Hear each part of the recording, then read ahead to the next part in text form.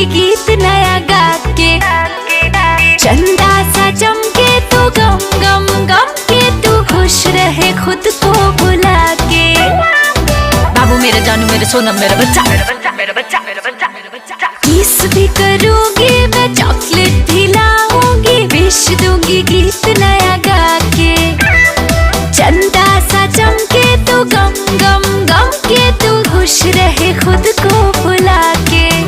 बाकी तुझको कभी नहीं खोना मेरे बाबू मेरे सोना, दूर मुझसे कभी ना होना मेरे बाबू मेरे सोना, दूर मुझसे कभी ना होना।